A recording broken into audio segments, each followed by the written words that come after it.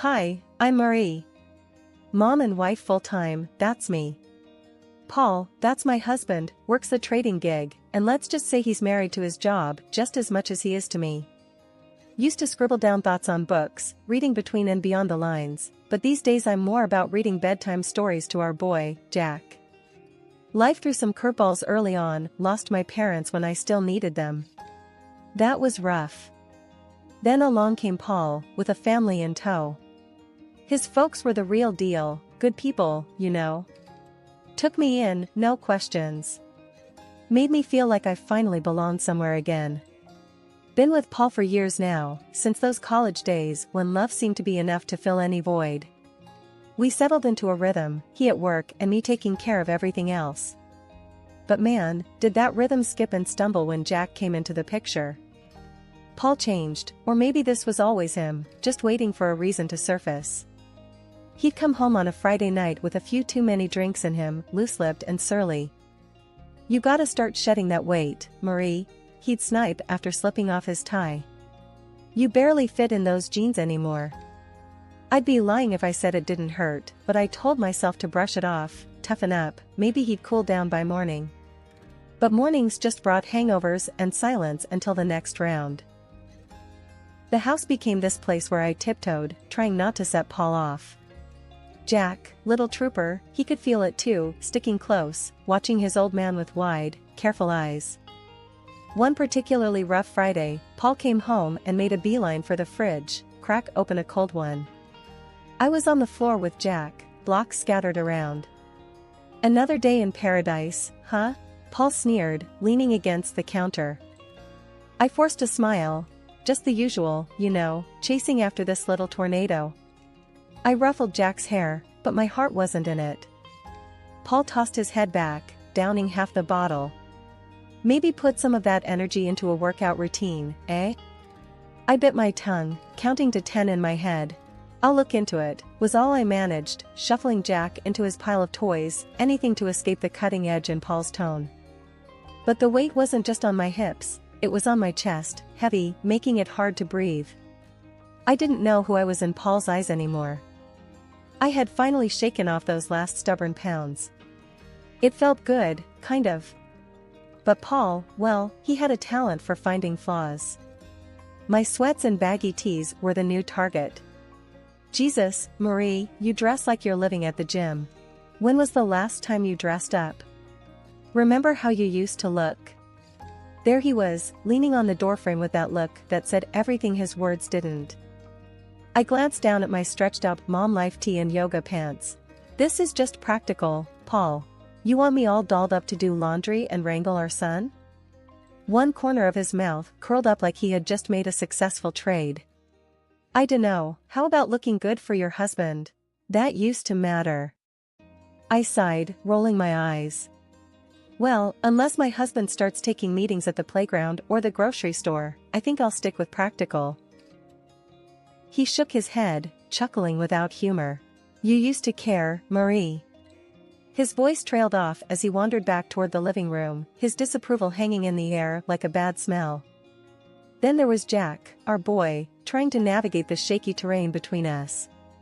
I was teaching him please and thank you, thinking manners mattered. Paul caught a bit of our lesson one afternoon and scoffed. "Look at you, teaching him to be Mr. Manners. You want him to get trampled on?" "Manners are important, Paul. It's about respect," I said, trying to keep my voice even. "Respect is earned, not politeness policed," he shot back. "He needs to toughen up, not be some yes, please pushover." Then the whole freeloader thing started.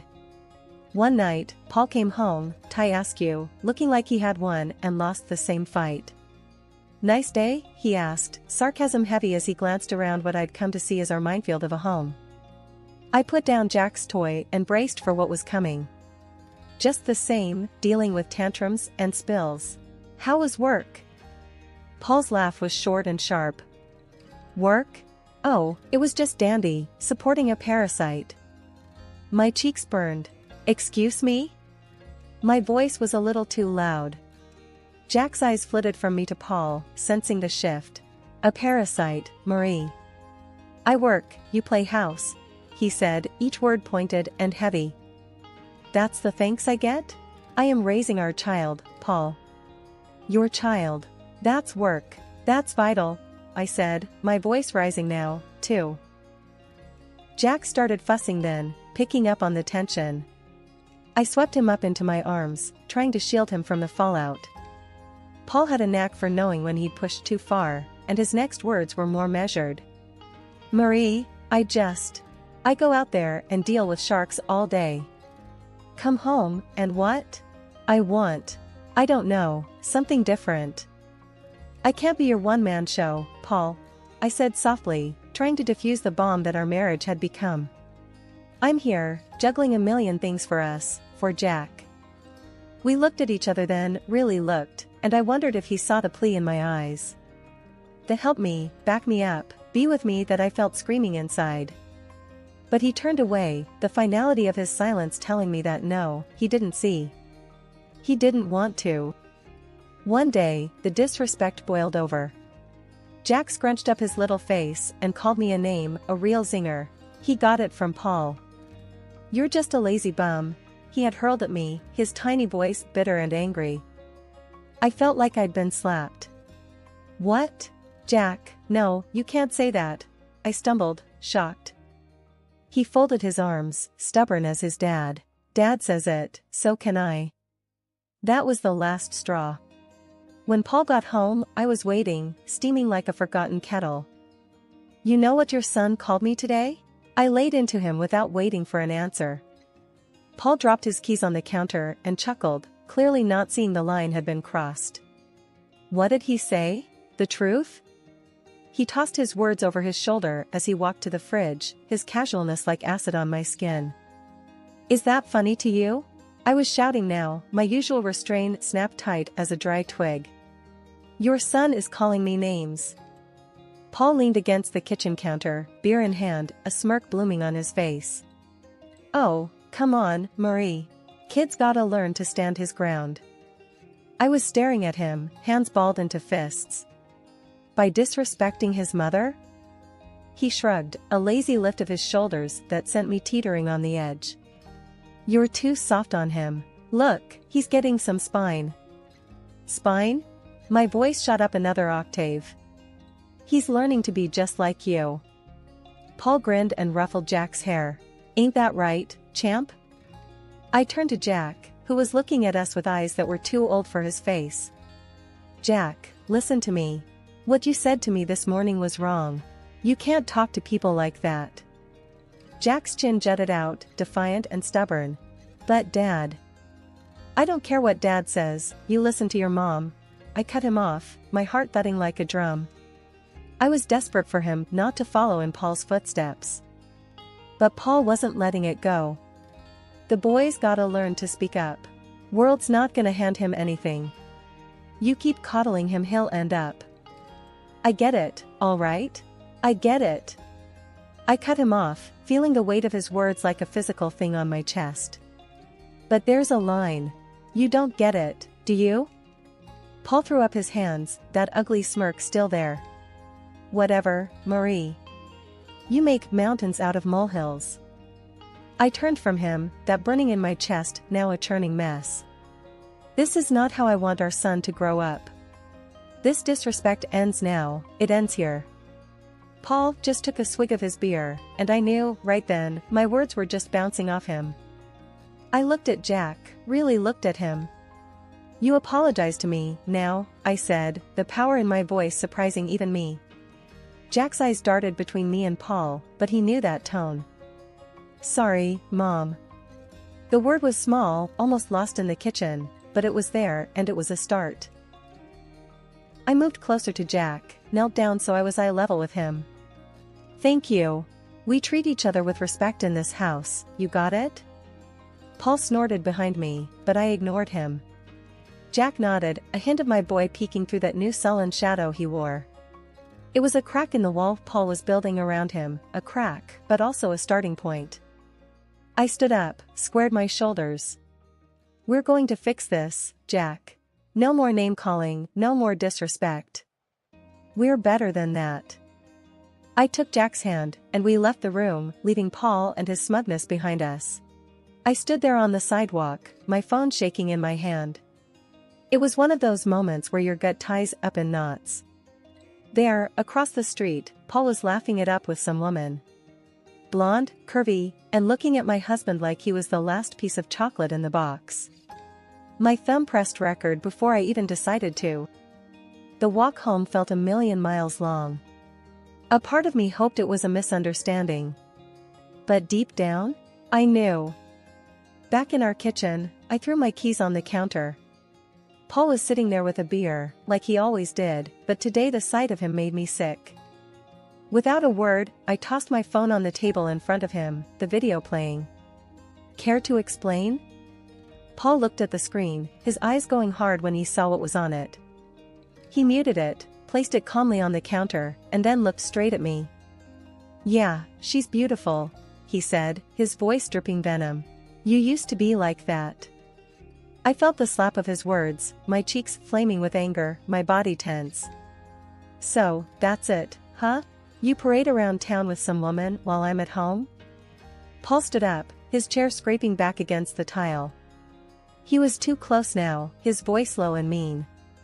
What, you stalking me now, Marie?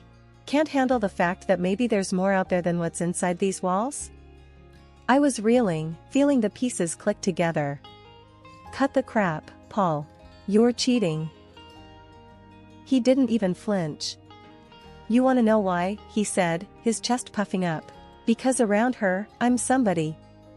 Not just the guy who pays the bills or the bad guy 'cause he ain't Mr. Rogers.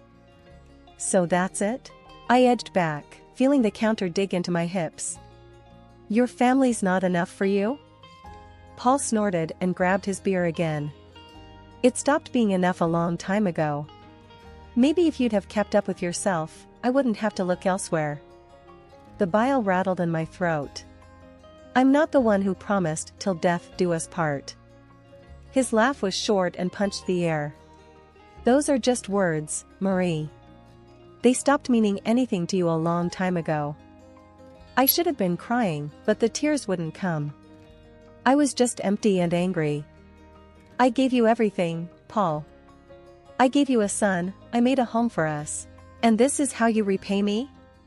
He took a long drink, then leaned back against the counter. You gave me a home? Looks like a prison to me. Same old, every damn day. You think that's a life? We made vows, Paul. I shouted, my voice cracking.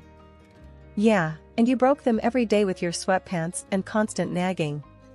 His face twisted into something ugly, something monstrous.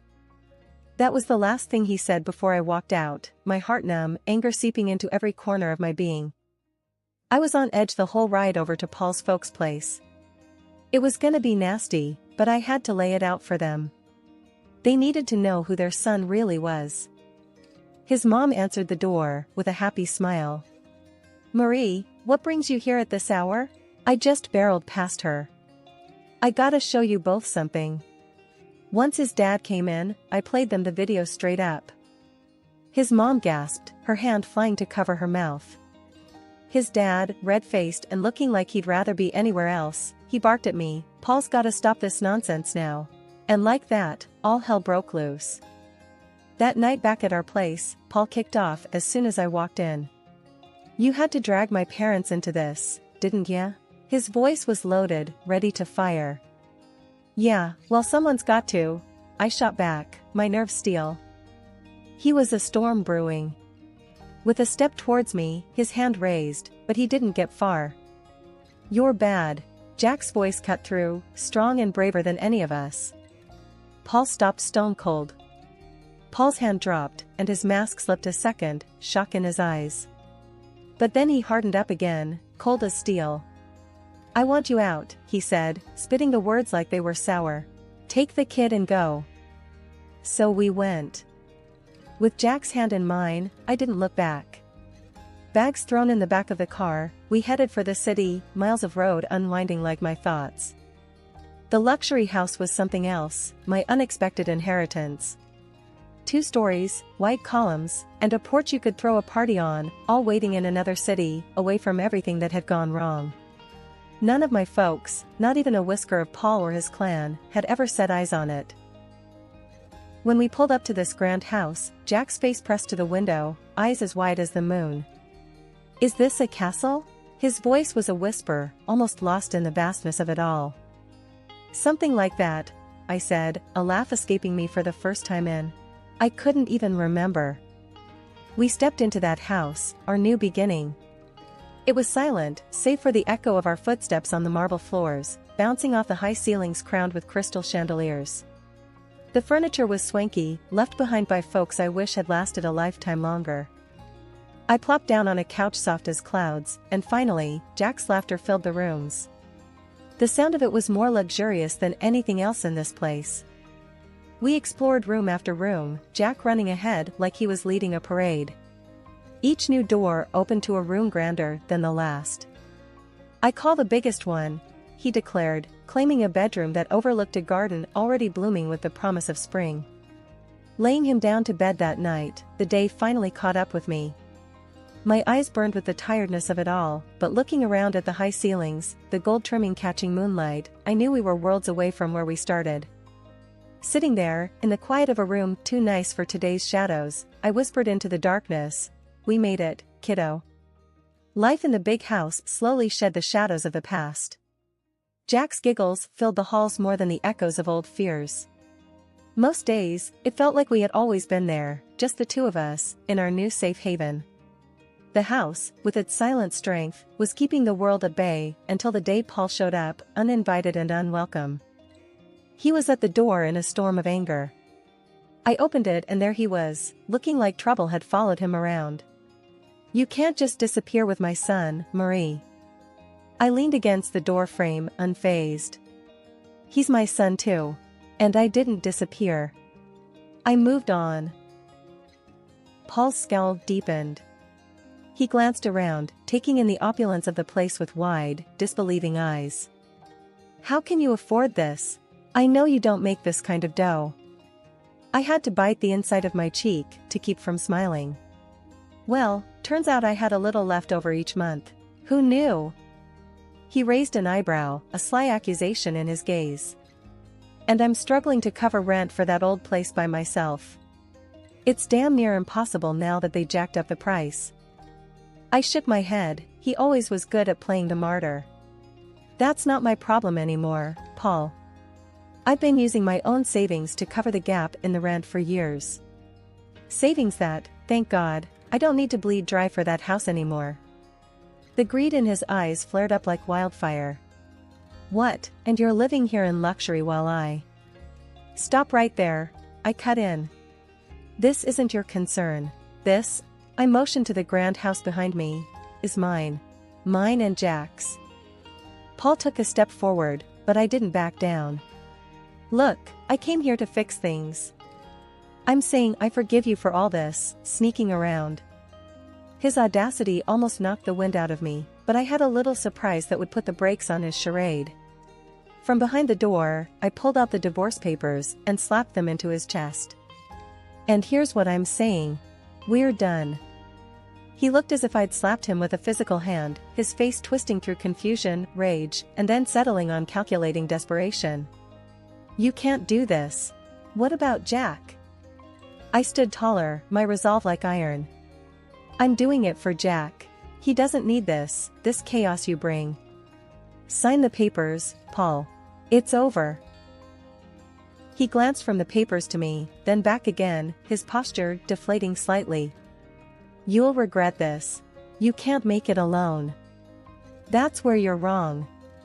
I smiled, not from humor but from a deep-seated confidence. "I'm already making it. And without you, we're doing more than just fine. We're thriving." With a shake of his head, Paul looked like he wanted to say more, but he didn't. Instead, he turned on his heel and strode away, clutching the papers like they were a snake that could bite.